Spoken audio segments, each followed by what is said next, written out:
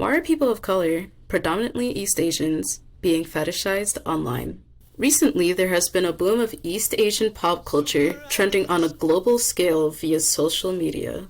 A downside of this culture being more involved overseas is people of these ethnicities being fetishized by those that consume content associated with their ethnic groups. As East Asian media such as anime, K-drama, Chinese pop music, and East Asian pop culture, like fashion trends and beauty standards, make their way overseas, an image of people within these cultures are painted in an unfortunate light. The tropes of Orientalism within East Asian cultures typically consist of Asian people being portrayed as innocent or subservient, especially with femme portraying groups. Another trope would be Asians excelling in many fields, educationally, instrumentally, and/or occupationally. These stereotypes have been exacerbated by the media since the introduction of Asians to Western entertainment. Although some of the stereotypes caused by Orientalism can have positive connotations, like Asians excelling in education, it ultimately harms those within these communities by giving Westerners false expectations of an average person that differs in race. These detrimental expectations can unfortunately lead those outside of East Asian cultures to harmful, fetishizing behaviors such as race changed to another enthusiast. RCTA, a trend that originated on TikTok and likely gained its rapid growth from the tripling of K-pop related content on the app in September 2021 compared to 2019. Race change to another, also known as transracial, refers to the concept that one can change their race from one to another, much like transgenderism.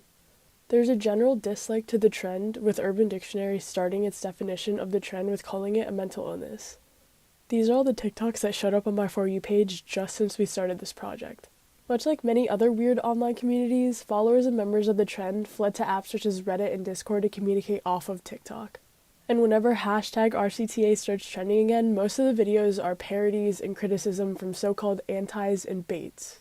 One of the most popular things to do as an anti is to put on a fake RCTA persona and bait a real Discord server. To witness the RCTA mindset firsthand, I'm going to try and bait my own RCTA server. I started my search on Reddit, which is home to some of the weirdest online communities out there. When I first googled RCTA Reddit pages, there wasn't much that was promising.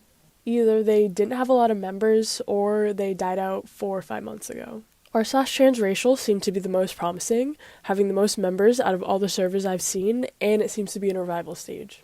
I learned pretty quickly I probably wasn't going to find a Discord link here, as one of the rules is no sharing private spaces. This comment also helped me out a little bit. Searching for a server directly on Discord also didn't have many good results, so the next place to look are specific Discord server sharing sites. The first link on Google gave me one server, which was not found, so that was a dud. The second link, however, gave me a pretty promising list.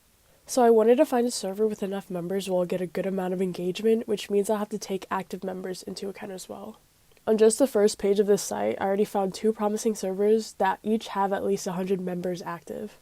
The first server I joined was called RCT Oasis, and there was a waiting room already filled with trolls when I joined, but I was able to chat in all the other channels immediately.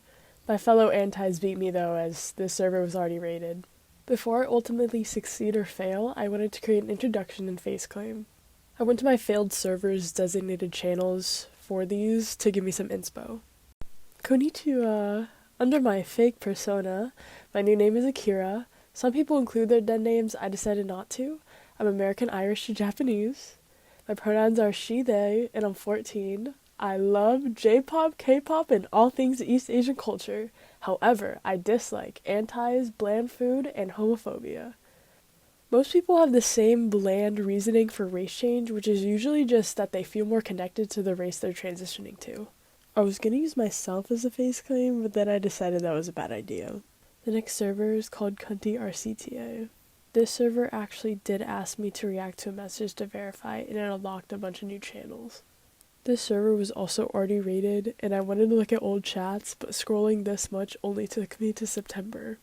So maybe smaller was better. I joined 3 other servers, one with around 500 members, one with 100, and one with 10. The 10-member server was just dead, and 9 of the now 11 members are bots. The 2 other big servers had a majority bait members already, and I wouldn't get a genuine reply if I posted.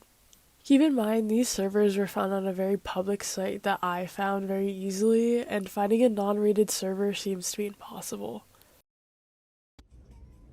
When someone joins the RCTA community, the process often begins with new members giving introductions like name and age. And there's one interesting thing about it: face claim. A face claim is a model who represents an ideal version of the race an RCTA person wants to be. They can be models, celebrities, or just random TikTokers who the person thinks looks the most like how they themselves want to look. After claiming a face, people who aspire to change their race use practices known as subliminals and manifestations in the hopes this will make them more closely resemble that of the claimed face. While experts say it is physically impossible, people who identify as RCTA believe these methods can actually alter their physical appearance. The problem is that the person whose face is claimed is not generally asked for consent, and this is one of the reasons that make face claim controversial. While some people do question the act of face claim, others are not so concerned about it. And so we can also see comments like this. They don't think it's a big issue to see somebody and say they look like that too. So they are just using a random picture of somebody to say they look like this, not that they are this person. And there are also people using other ways to claim a face. One of them is to avoid using real people by using software that can alter or generate some facial characteristics but still resembles the general idea of what it looks like for their face claim. Or they can move to using fictional characters that don't exist in real life at all.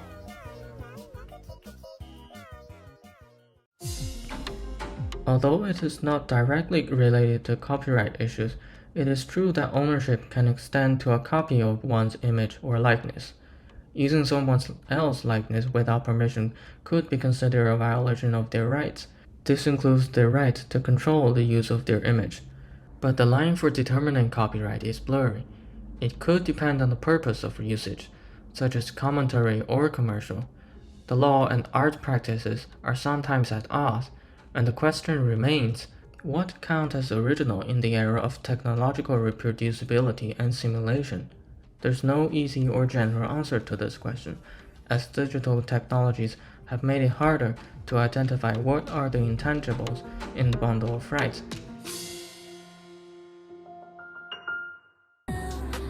It's like one thing to use my face as a face claim,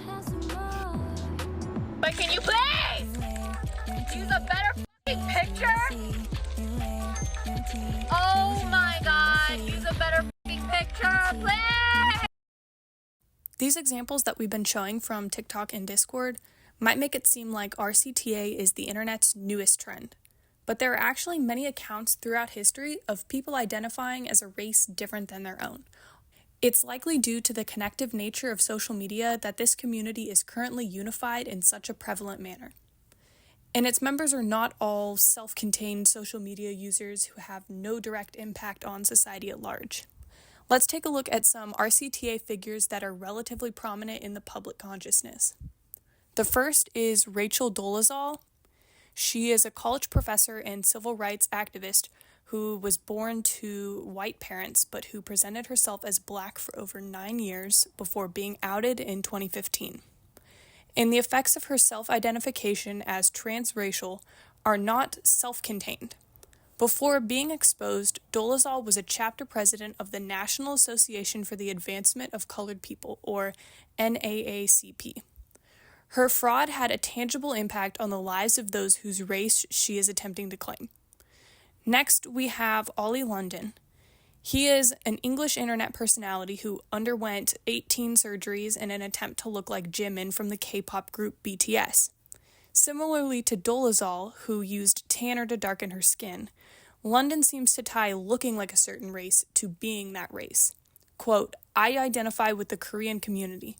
Maybe they will accept me more now because I have the look," unquote.